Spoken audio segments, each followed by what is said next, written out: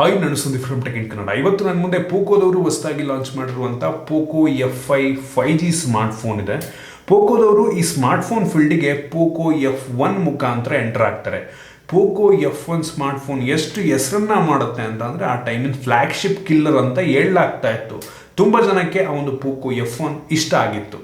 POCO F1 ಆದಮೇಲೆ ಪೋಕೋದವ್ರದ್ದು ಯಾವುದೂ ಕೂಡ ಆ ಲೆವೆಲ್ ಹೆಸರನ್ನ ಮಾಡುವಂಥ ಸ್ಮಾರ್ಟ್ಫೋನ್ ಇರಲಿಲ್ಲ. ಮೋಸ್ಟ್ಲಿ ಈ POCO F5 next POCO F1 ಆಗಬಹುದಾ ಅಂತ ನನಗೆ ಅನ್ನಿಸ್ತಾ ಇದೆ.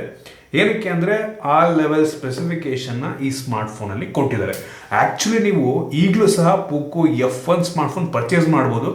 10,000 ರೂಪಾಯಿಗೆ ಸಿಗುತ್ತೆ. ಈಗಲೂ ಕೂಡ ಯೂಟ್ಯೂಬ್ ಪ್ರಾಡಕ್ಟ್ ಟ್ಯಾಗ್ ಹಾಕ್ತೀನಿ, ಒಂದ್ಸಲ ಚೆಕ್ ಮಾಡಿ ನೋಡ್ಕೊಡಿ. ಈಗಲೂ ಕೂಡ ಚೆನ್ನಾಗಿದೆ ಆ ಸ್ಮಾರ್ಟ್ಫೋನು. ನಾನಿವತ್ತು ಈ POCO F5 5G ಸ್ಮಾರ್ಟ್ಫೋನ್ನ ಅನ್ಬಾಕ್ಸ್ ಮಾಡ್ತೀನಿ, ಯೂಸ್ ಮಾಡಿ ನನ್ನ ಎಕ್ಸ್ಪೀರಿಯನ್ಸ್ ನಿಮ್ಮ ಹತ್ರ ಶೇರ್ ಮಾಡ್ತಾ ಇದ್ದೀನಿ. ನಾನು ಈ ವಿಡಿಯೋ ಮಾಡೋ ಟೈಮಲ್ಲಿ ಈ ಫೋನ್ ಇನ್ನೂ ಲಾಂಚ್ ಆಗಿಲ್ಲ. ನಾನು ಅನ್ಕೋತಾ ಇದ್ದೀನಿ ಇದರ ಬೇಸ್ ವೇರಿಯಂಟು ಒಂದು 28,000 ರೇಂಜಲ್ಲಿ ಲಾಂಚ್ ಆಗ್ಬೋದಾ ಅಂತ. 28,000 ಏನು ಇದರ ಪ್ರೀವಿಯಸ್ ವರ್ಷನ್ POCO F4 ಏನಿದೆ ಅದು ಕೂಡ 28 ಇದೆ. ಅದೇ ಪ್ರೈಸ್ ರೇಂಜಲ್ಲಿ ಇದನ್ನು ಕೂಡ ಲಾಂಚ್ ಮಾಡ್ಬೋದು ಅಂತ ನನಗೆ ಅನ್ನಿಸ್ತಾ ಇದೆ. ಸೊ ಫಸ್ಟು ಈ ಸ್ಮಾರ್ಟ್ಫೋನನ್ನು ಅನ್ಬಾಕ್ಸ್ ಮಾಡಿ ಗಮನಿಸ್ತಾ ಇದ್ದೀರಾ. ಈ ಫೋನ್ನ ಬಾಕ್ಸ್ ನಿಮಗೆ ಈ ರೀತಿ ನೋಡೋಕೆ ಸಿಗುತ್ತೆ. ಈ ಬಾಕ್ಸನ್ನು ಓಪನ್ ಮಾಡಿದ ತಕ್ಷಣ ಇದರೊಳಗಡೆ ನಮ್ಗೆ ಇನ್ನೊಂದು ಸಣ್ಣ ಬಾಕ್ಸ್ ಸಿಗುತ್ತೆ.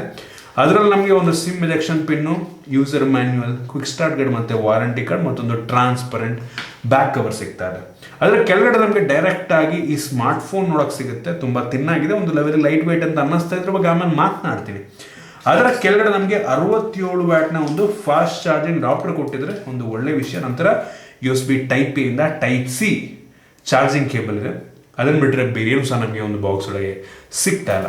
ಇನ್ನು ಡೈರೆಕ್ಟಾಗಿ ಈ ಸ್ಮಾರ್ಟ್ಫೋನಿಗೆ ಬಂತು ಅಂತ ಅಂದರೆ ಈ ರೀತಿ ನೋಡೋಕೆ ಸಿಗುತ್ತೆ. ಫ್ರಂಟಿಂದ ಈ ಸ್ಮಾರ್ಟ್ಫೋನ್ ಲಿಟ್ರಲಿ ಎಷ್ಟು ಪ್ರೀಮಿಯಮ್ ಆಗಿದೆ ಅಂತ ಅಂದರೆ ಲಿಟ್ರಲಿ ಬೆಝಲ್ ಇಲ್ಲವೇ ಇಲ್ಲ ಅಂತ ಅನ್ಬೋದು. ಆಯಿತಾ, 2.2 mm ಥಿಕ್ನೆಸ್ಸನ್ನು ಹೊಂದಿರುವಂಥ ಬೆಝಲ್, ತುಂಬ ಅಂದರೆ ತುಂಬ ಕಡಿಮೆ ಥಿಕ್ನೆಸ್ಸನ್ನು ಹೊಂದಿರುವಂಥ ಬೆಝಲ್. ಆಯಿತಾ, ಲಿಟ್ರಲಿ ಯೂನಿಫೈಡ್ ಬೆಝಲ್ ಅಂತ ಬೇಕಾದ್ರೂ ಅನ್ಬೋದು. ಎಲ್ಲ ಸೈಡು ಕೂಡ ಒಂದೇ ಸೈಜ್ನ ಬೆಝಲ್ ಅಂತ ಬೇಕಾದರೂ ಅನ್ನಬಹುದು. ಏನು ಸ್ಯಾಮ್ಸಂಗ್ S22 ಸ್ಮಾರ್ಟ್ಫೋನ್ ಇದೆ ಅಥವಾ ಆಪಲ್ ಅವ್ರದ್ದು ಏನು iPhone 13, 14 ಎಲ್ಲ ಇದೆ, ಆ ಲೆವೆಲ್ನ ಬೆಝಲ್ ಅಂತ ಬೇಕಾದರೆ ಅನ್ನಬಹುದು. ತುಂಬ ಕಡಿಮೆ ಬೆಝಲ್. ಆಯಿತಾ, ಫ್ರಂಟಿಂದ ಸಾಕಾಗಿ ಕಾಣುತ್ತೆ. ಆಲ್ರೆಡಿ ಅವರೇ ಸ್ಕ್ರೀನ್ ಗಾರ್ಡ್ ಹಾಕಿದರೆ ಫ್ರಂಟಲ್ಲಿ, ನಾವು ಸಪ್ರೇಟಾಗಿ ಹಾಕುವಂಥ ಅವಶ್ಯಕತೆ ಇಲ್ಲ. ಫ್ರಂಟಲ್ಲಿ ನಮಗೆ ಗೊರಿಲ್ಲಾ ಗ್ಲಾಸ್ 5 ಸಿಗ್ತಾ ಇದೆ, ಒಂದು ಒಳ್ಳೆ ವಿಷಯ. ಒಂದು ಸಣ್ಣ ಪಂಚೋಲ್ ಕ್ಯಾಮ್ರಾ ಇದೆ, ಸೊ ಸಕಲಾಗಿ ಕಾಣುತ್ತೆ. ಹಿಂದ್ಗಡೆಗೆ ಬಂತು ಅಂತ ಅಂದರೆ ಒಂಥರ ಡಿಫ್ರೆಂಟ್ ಟೆಕ್ಸ್ಚರ್ ಡಿಸೈನ್ ನಮಗೆ ಹಿಂದ್ಗಡೆ ಸಿಗ್ತಾ ಇರುವಂಥದ್ದು. ಹಿಂದ್ಗಡೆ ನಾನು ನೋಡಿದ ತಕ್ಷಣ ಗ್ಲಾಸ್ ಅಂತ ಅಂದ್ಕೊಂಡೆ. ಆಯಿತಾ, ಆಮೇಲೆ ಸ್ವಲ್ಪ ನೋಡೋಣ ಸ್ಕ್ರ್ಯಾಚ್ ಮಾಡಿ ಟ್ರೈ ಮಾಡಿದೆ. ಆದರೆ ಇದು ಪಾಲಿಕಾರ್ಬೋನೇಟ್ ಪ್ಲಾಸ್ಟಿಕ್ ಬ್ಯಾಕ್. ಆಯಿತಾ, ಸ್ಕ್ರ್ಯಾಚ್ ಆಗುತ್ತೆ. ಸೊ ಅದರಿಂದ ಬ್ಯಾಕ್ ಕವರ್ ಹಾಕೊಂಡ್ರೆ ತುಂಬ ಒಳ್ಳೆಯದು. ಹಿಂದ್ಗಡೆಯಿಂದ ಒಂದು ಲೆವೆಲಿಗೆ ಪ್ರೀಮಿಯಮ್ ಆಗಿ ಕಾಣುತ್ತೆ. ಆಯಿತಾ, ಚೆನ್ನಾಗಿದೆ ಒಟ್ಟಿಗೆ ಲುಕ್. ಹಿಂದ್ಗಡೆ ನಮಗೆ ಟ್ರಿಪಲ್ ಕ್ಯಾಮ್ರಾ ಸೆಟಪ್ ಸಿಗ್ತಾ ಇರುವಂಥದ್ದು ಮತ್ತು ಡ್ಯೂಯಲ್ LED ಫ್ಲ್ಯಾಶ್ ಇದೆ. ಹಿಂದ್ಗಡೆ ಯಾವುದೇ ಫಿಂಗರ್ ಪ್ರಿಂಟ್ ಸೆನ್ಸಾರ್ ಸಿಗ್ತಾಯಿಲ್ಲ. ಸೊ ನಮಗೆ ಗೊತ್ತಾಗ್ತಿರುವಂಥದ್ದು ಈ ಫೋನಲ್ಲಿ side mounted fingerprint sensor ಇದೆ ಅಂತ. ಈ ಫೋನಲ್ಲಿ ನಮಗೆ ಪ್ಲಾಸ್ಟಿಕ್ ಫ್ರೇಮ್ ಸಿಗ್ತಾ ಇದೆ. ಆಬ್ವಿಯಸ್ಲಿ ಮೆಟಾಲಿಕ್ ಕೊಟ್ಟಿದ್ರೆ ಚೆನ್ನಾಗಿರ್ತಿತ್ತು ಮತ್ತು ಗ್ಲಾಸ್ ಬ್ಯಾಕ್ ಕೊಟ್ಟಿದ್ರು ಕೂಡ ತುಂಬ ಚೆನ್ನಾಗಿರ್ತದೆ, ಬಟ್ ಕೊಟ್ಟಿಲ್ಲ. ಇದರಲ್ಲಿ ನಮಗೆ ಹೆಡ್ಫೋನ್ ಜಾಕ್ ಕೊಟ್ಟಿದ್ದಾರೆ, ಸೂಪರ್ ವಿಷಯ. Type C ಪೋರ್ಟ್ ಇದೆ ಮತ್ತು ಯಾವುದೇ ಡೆಡಿಕೇಟೆಡ್ SD ಕಾರ್ಡ್ ಸ್ಲಾಟ್ ಸಿಗ್ತಲ್ಲ ನಿಮಗೆ. ಏನು ನಿಮಗೆ ಫೋನ್ ಜೊತೆಗೆ ಸ್ಟೋರೇಜ್ ಸಿಗುತ್ತೆ ಅಷ್ಟೇ. ಮತ್ತು IR ಬ್ಲಾಸ್ಟರ್ ಕೂಡ ಇದೆ, ಅದ್ರ ಬಗ್ಗೆ ಆಮೇಲೆ ಮಾತನಾಡ್ತೀನಿ. ಮತ್ತು ಸ್ಪೀಕರ್ ಗ್ರಿಲ್ ಮೇಲ್ಗಡೆನೂ ಇದೆ, ಕೆಳಗಡೆನೂ ಇದೆ, ಅದ್ರ ಬಗ್ಗೆ ಕೂಡ ಆಮೇಲೆ ನಾನು ಮಾತಾಡ್ತೀನಿ. ಜೊತೆಗೆ ಇದರಲ್ಲಿ IP ರೇಟಿಂಗನ್ನು ಕೂಡ ಕೊಟ್ಟಿದ್ದಾರೆ. IP53 ಸ್ಪ್ಲಾಶ್ ರೆಸಿಸ್ಟೆಂಟ್ ರೇಟಿಂಗನ್ನು ಕೂಡ ಈ ಸ್ಮಾರ್ಟ್ಫೋನ್ಗೆ ಕೊಟ್ಟಿದ್ದಾರೆ. ಸ್ವಲ್ಪ ನೀರಿಗೆ ಬಿದ್ದರೂ ಕೂಡ ಏನೂ ಆಗೋದಿಲ್ಲ, ಸಡನ್ನಾಗಿ ಎತ್ಕೊಂಡ್ಬಿಟ್ರಿ ಅಂತ ಅಂದರೆ.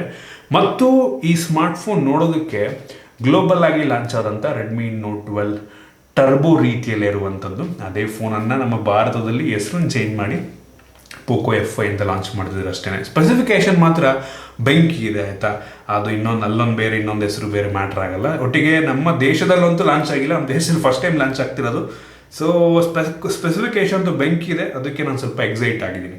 ಸೊ ಡಿಸೈನ್ ಬಿಲ್ಡ್ ಕ್ವಾಲಿಟಿ ಚೆನ್ನಾಗಿದೆ. ಇನ್ನು ಡಿಸ್ಪ್ಲೇ ಬಗ್ಗೆ ಮಾತನಾಡಬೇಕಂತ ಅಂದರೆ ಈ ಫೋನಲ್ಲಿ 6.67 ಇಂಚಿನ ಫುಲ್ HD+ ರೆಸೊಲ್ಯೂಷನ್ ಹೊಂದಿರುವಂಥ AMOLED ಡಿಸ್ಪ್ಲೇ ಇದೆ. ಆಯಿತಾ, ಈ ಡಿಸ್ಪ್ಲೇ 120 Hz ರಿಫ್ರೆಶ್ ರೇಟನ್ನು ಹೊಂದಿರುವಂಥದ್ದು. ಅಡಾಪ್ಟಿವ್ ರಿಫ್ರೆಶ್ ರೇಟ್ ಅವಶ್ಯಕತೆ ಇರೋ ಟೈಮಲ್ಲಿ 30, 60, 90, 120 Hzಗೆ ಆಟೋಮೆಟಿಕ್ ಆಗಿ ಸ್ವಿಚ್ ಆಗುತ್ತೆ. ಇದು 1000 ನಿಟ್ಸ್ನ ಟಿಪಿಕಲ್ ಬ್ರೈಟ್ನೆಸ್ಸನ್ನು ಹೊಂದಿರುವಂಥದ್ದು, ಹೆವಿ ಬ್ರೈಟ್ ಆಗಿರುವಂಥ ಡಿಸ್ಪ್ಲೇ ಅಂತ ಬೇಕಾದರೂ ಅನ್ಬೋದು. ಇದು 12 ಬಿಟ್ ಡಿಸ್ಪ್ಲೇ, 12 ಬಿಟ್ ಡಿಸ್ಪ್ಲೇ ಕ್ರೇಜಿ ಅಂತ ಹೇಳಕ್ಕೆ ಇಷ್ಟಪಡ್ತೀನಿ. 68 ಬಿಲಿಯನ್ ಕಲರ್ಸನ್ನು ಸಪೋರ್ಟ್ ಮಾಡುತ್ತೆ. 10 ಬಿಟ್ ಆದರೆ 1 ಬಿಲಿಯನ್ ಕಲರು, ಆಯಿತಾ. ಇದು 12 ಬಿಟ್ ಆಗಿರೋದ್ರಿಂದ 68 ಬಿಲಿಯನ್ ಕಲರ್ಸನ್ನು ಸಪೋರ್ಟ್ ಮಾಡುತ್ತೆ. ಕ್ರೇಜಿ ಅಂತ ಹೇಳಕ್ಕೆ ಇಷ್ಟಪಡ್ತೀನಿ. ಅದು ಡಿಸ್ಪ್ಲೇ ಸಖತ್ತಾಗಿದೆ, ಟಾಪ್ ನಾಚ್ ಡಿಸ್ಪ್ಲೇ ಅಂತ ಹೇಳಕ್ಕೆ ಇಷ್ಟಪಡ್ತೀನಿ. ಇದು PCI 3 ಕಲರ್ ಗಾಮೆಟನ್ನು 100% ಕಲರ್ ಗಾಮೆಟ್ನ ಸಪೋರ್ಟ್ ಮಾಡುತ್ತೆ ಮತ್ತು ಟಚ್ ಸ್ಯಾಂಪ್ಲಿಂಗ್ ರೇಟ್ ಕೂಡ ತುಂಬ ಚೆನ್ನಾಗಿದೆ. ನನಗಂತೂ ಡಿಸ್ಪ್ಲೇ ತುಂಬ ಇಷ್ಟ ಆಯಿತು. ಬೆಜಲ್ಲೆಸ್ ಡಿಸ್ಪ್ಲೇ ನಿಮಗೆ ಸಿಗ್ತಾ ಇದೆ. ಸೊ ಯಾವುದೇ ಕಂಪ್ಲೇಂಟ್ ಇಲ್ಲ ಈ ಪ್ರೈಸ್ ರೇಂಜಿಗೆ. ಡಿಸ್ಪ್ಲೇ ತುಂಬ ಇಷ್ಟ ಆಯಿತು ನನಗೆ. ಕರ್ವ್ ಡಿಸ್ಪ್ಲೇಗಿಂತ ನನಗೆ ಯಾಕೋ ಇದೇ ಚೆನ್ನಾಗಿ ಕಾಣ್ತಾ ಇದೆ.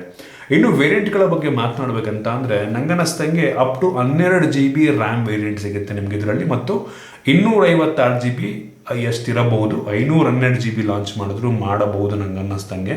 ಮತ್ತು ಇದರಲ್ಲಿ ಎಕ್ಸ್ಟೆಂಡೆಡ್ ರ್ಯಾಮ್ ಕೂಡ ಇದೆ, ಅಪ್ ಟು 16 GB ತನಕ ರ್ಯಾಮ್ ಎಕ್ಸ್ಟೆಂಡ್ ಆಗುತ್ತೆ. ಸೊ ಸೂಪರ್ ವಿಷಯ. ಇದರಲ್ಲಿರುವಂಥ ರ್ಯಾಮ್ ಬಂದ್ಬಿಟ್ಟು LPDDR5 RAM, top notch, 5x expect ಮಾಡೋದಕ್ಕೆ ಹೋಗ್ಬೇಡಿ ಈ ಪ್ರೈಸ್ ರೇಂಜ್ಗೆ.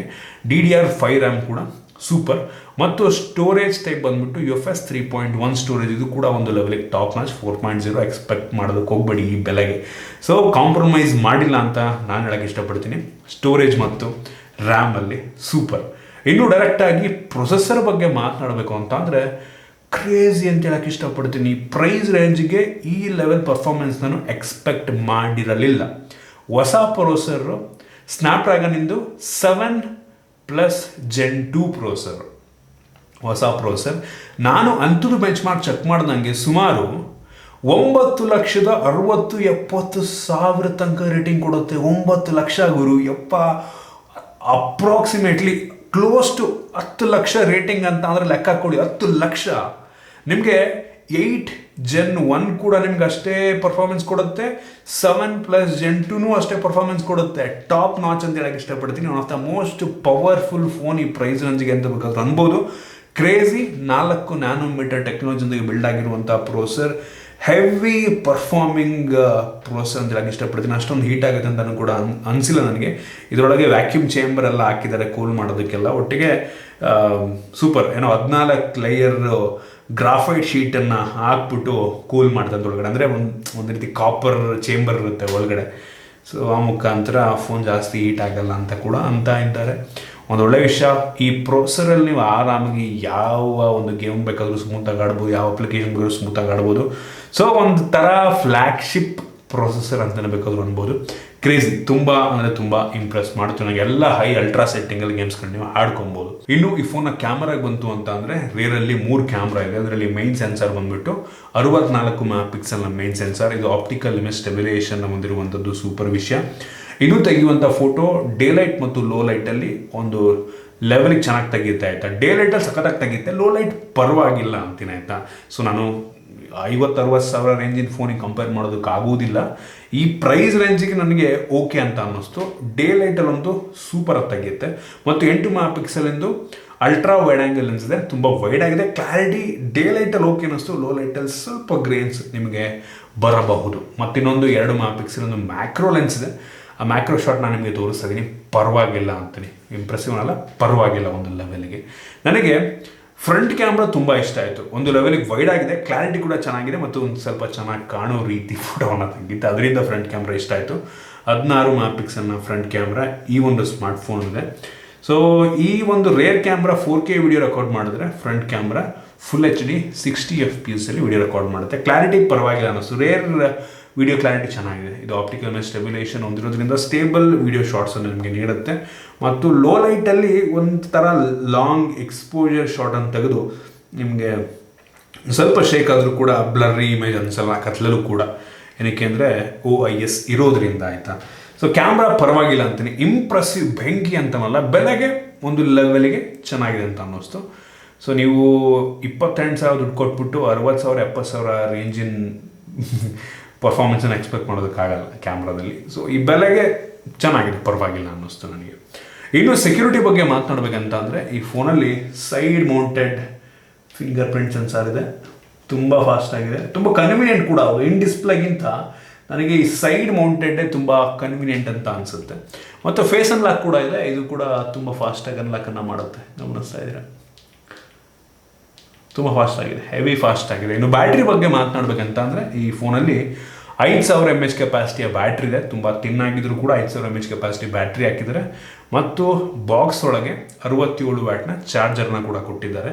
ಒಂದು ಒಳ್ಳೆಯ ವಿಷಯ, ಈ ಸ್ಮಾರ್ಟ್ಫೋನನ್ನು ಕೇವಲ 45 ನಿಮಿಷದಲ್ಲಿ ಫುಲ್ ಚಾರ್ಜ್ ಮಾಡುತ್ತೆ ಈ ಚಾರ್ಜರ್. ಸೂಪರ್ ವಿಷಯ, ತುಂಬ ಫಾಸ್ಟಾಗಿ ಕೂಡ ಚಾರ್ಜ್ ಆಗುತ್ತೆ. 5000 mAh ಅಂತಂದರೆ ಸ್ಟ್ಯಾಂಡರ್ಡು. ಸೊ ನೆಕ್ಸ್ಟ್ ಎಲ್ಲ 6000 7000 ಬಂದರೆ ಬೆಂಕಿ ಅಂತ ಅನ್ಬೋದು. 5000 ಅಲ್ಲ, ಆ ಫೋನಲ್ಲೂ 5000ನೇ ಕೊಡ್ತಾರೆ, ಇವರು ಕೊಟ್ಟಿದ್ದಾರೆ, ಅಷ್ಟೇನು ಸ್ಪೆಷಲ್ ಅಂತ ಅನ್ಸಲ್ಲ ನನಗೆ. ಒಟ್ಟಿಗೆ ಒಂದು ನಾರ್ಮಲ್ ಮಾಡರೇಟ್ ಯೂಸ್ಗೆ ಒಂದಿನ ನಿಮ್ಗೆ ಆರಾಮಾಗಿ ಬ್ಯಾಟ್ರಿ ಬ್ಯಾಕಪ್ ಬರುತ್ತೆ. ಇನ್ನು OSನ ಬಗ್ಗೆ ಮಾತನಾಡಬೇಕಂತ ಅಂದರೆ ಈ ಫೋನಲ್ಲಿ ನಿಮಗೆ ಆ್ಯಂಡ್ರಾಯ್ಡ್ 13 ಬೇಸ್ ರನ್ ಆಗ್ತಿರುವಂಥ MIUI 14 ಇದೆ ಆಯಿತಾ. ಸೊ ಕೆಲವು ಜನಕ್ಕೆ ಈ ಒಂದು MIUI ಇಷ್ಟ ಆಗಬಹುದು, ನನಗೇನು ಅಷ್ಟೊಂದು ಇಷ್ಟ ಆಗಲ್ಲ. ಕೆಲವೊಂದು ಬೇಡದಂಥ ಅಪ್ಲಿಕೇಶನ್ ಎಲ್ಲ ಇದೆ, ಅದರಲ್ಲಿ ಕೆಲವೊಂದು ಅನ್ಇನ್ಸ್ಟಾಲ್ ಕೂಡ ಮಾಡ್ಕೊಬೋದು. ನಿಮಗೆ ಇದು ಅಂಥ ಸ್ಟಾಕ್ ಆ್ಯಂಡ್ರಾಯ್ಡ್ ಎಕ್ಸ್ಪೀರಿಯನ್ಸನ್ನಂತೂ ನೀಡಲ್ಲ, ಬಟ್ ಕೆಲವು ಜನಕ್ಕೆ ಕಸ್ಟಮೈಸೇಷನ್ ತುಂಬ ಚೆನ್ನಾಗಿರೋದ್ರಿಂದ ಈ ಫೋನಲ್ಲಿ ಇಷ್ಟ ಆಗುತ್ತೆ. ಸೊ ಅಂಥವ್ರಿಗೆ ಈ OS ಇಷ್ಟ ಆಗಬಹುದು. ಸೊ ಇವರು ಗ್ಯಾರಂಟಿ ಕೊಟ್ಟಿದ್ದಾರೆ, 3 ವರ್ಷ ಸೆಕ್ಯೂರಿಟಿ ಪ್ಯಾಚಸನ್ನು ಈ ಒಂದು ಫೋನಿಗೆ ಕೊಡ್ತಾರಂತೆ. 3 ವರ್ಷ ಕ್ರೇಜಿ. ಮತ್ತು 2 ವರ್ಷಗಳ ಆ್ಯಂಡ್ರಾಯ್ಡ್ ಅಪ್ಡೇಟ್ ನಿಮಗೆ ಸಿಗುತ್ತಂತೆ. 2 ವರ್ಷ ಸೂಪರ್ ಅಂತೀನಿ. ಈಗ ಆ್ಯಂಡ್ರಾಯ್ಡ್ 13 ಇದೆ, ಆ್ಯಂಡ್ರಾಯ್ಡ್ 14 ಮತ್ತು ಆ್ಯಂಡ್ರಾಯ್ಡ್ 15 ಈ ಒಂದು ಸ್ಮಾರ್ಟ್ಫೋನ್ಗೆ ಬರುತ್ತೆ.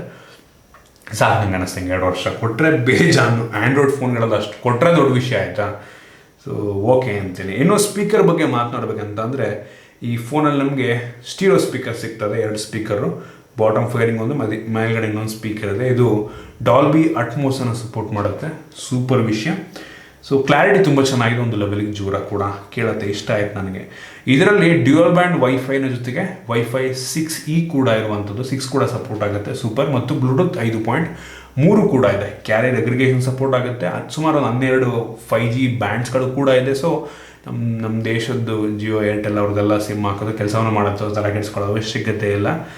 ಓವರಾಲ್ ಈ ಫೋನ್ ಸ್ಪೆಸಿಫಿಕೇಶನ್ ಈ ಬೆಲೆಗೆ ಸೂಪರ್ ಅಂತೀನಿ. ಐಆರ್ ಬ್ಲಾಸ್ಟರ್ ಕೂಡ ಇದೆ, ನೀವು ಆರಾಮಾಗಿ ಟಿವಿಯನ್ನು ಕೂಡ ಈ ಫೋನ್ನ ಮುಖಾಂತರನೇ ಕಂಟ್ರೋಲ್ ಮಾಡಬಹುದು. ಸೊ ನೀವು ಹಾಗಾದರೆ ಕೇಳ್ಬೋದು, ಈ ಸ್ಮಾರ್ಟ್ಫೋನ್ನ ಈ ಪ್ರೈಸ್ ರೇಂಜಿಗೆ ಪರ್ಚೇಸ್ ಮಾಡ್ಬೋದು ಅಂತ. ನನಗೆ ಸದ್ಯಕ್ಕೆ ಈ ಪ್ರೈಸ್ ರೇಂಜಿಗೆ ಒಂದು ಒಳ್ಳೆಯ ಆಪ್ಷನ್ ಆಗಬಹುದು ಅಂತ ಅನ್ನಿಸ್ತು. ಈ ಬೆಲೆಗೆ ಒಂದು ಗ್ಲಾಸ್ ಬ್ಯಾಕ್ ಕೊಟ್ಬಿಟ್ಟಿದ್ರೆ ಮಾತ್ರ ನೆಕ್ಸ್ಟ್ ಲೆವೆಲ್ ಇರ್ತಿತ್ತು ಅಂತ ಅನ್ನಿಸ್ತಾ ಇದೆ. ಬಿಟ್ಟರೆ ಉಳಿದ ಸ್ಪೆಸಿಫಿಕೇಷನ್ನ ಈ ಬೆಲೆಗೆ ಕಂಪ್ಲೀಟ್ಲಿ ವರ್ತ್ ಅಂತ ಅನ್ನಿಸ್ತಾ ಇದೆ. ಈ OS ಒಂದು ಸ್ಟಾಕ್ ಆ್ಯಂಡ್ರಾಯ್ಡ್ ಆಗಿಬಿಟ್ಟಿದ್ರೆ ಕಣ್ಣು ಮುಚ್ಕೊಂಡು ಪರ್ಚೇಸ್ ಮಾಡ್ಬೋದಾಗಿತ್ತು ಆಯಿತಾ. ಬಟ್ ಈಗಲೂ ಕೂಡ ಚೆನ್ನಾಗಿದೆ ನೋಡಿ. ನಿಮಗೆ MIUI ಇಷ್ಟ ಆಗುತ್ತೆ ಅಂದರೆ, ಈ OS ಇಷ್ಟ ಆಗುತ್ತೆ ಅಂತ ಅಂದರೆ ಈ ಬೆಲೆಗೆ ಇನ್ ಕೇಸ್ 28,000 ರೂಪಾಯಿಗೆ ಲಾಂಚ್ ಆಯಿತು ಅಂದರೆ ನೀವು ಆರಾಮಾಗಿ ಪರ್ಚೇಸ್ ಮಾಡಬಹುದು. ಸೊ ಇದು ನನ್ನ ಒಪಿನಿಯನ್ನು. ನಿಮಗೆ ಈ ಫೋನ್ ಬಗ್ಗೆ ಏನು ಅನಿಸುತ್ತೆ ದಯವಿಟ್ಟು ಕೆಳಗಡೆ ಕಾಮೆಂಟ್ ಮಾಡಿ, ಕನ್ನಡದಲ್ಲೇ ಕಾಮೆಂಟ್ ಮಾಡಿ. ಈ ವಿಡಿಯೋ ಇಷ್ಟ ಆಗಿದ್ದರೆ ದಯವಿಟ್ಟು ಲೈಕ್ ಮಾಡಿ, ಶೇರ್ ಮಾಡಿ. ಇದೇ ರೀತಿ ನಮ್ಮ ಬೇರೆ ಬೇರೆ ವಿಡಿಯೋಗಳು ಟೆಕ್ ನೈಟ್ ಸಬ್ಸ್ಕ್ರೈಬ್ ಮಾಡ್ಕೊಂಡಿಲ್ಲ ಅಂದರೆ ಈಗಲೇ ಸಬ್ಸ್ಕ್ರೈಬ್ ಮಾಡ್ಕೊಳ್ಳಿ ಮತ್ತು ಬೆಲ್ ಐಕಾನ್ ಕೂಡ ಕ್ಲಿಕ್ ಮಾಡ್ಬೋದು. ಸಿಗೋಣ ಮುಂದಿನ ವಿಡಿಯೋದಲ್ಲಿ.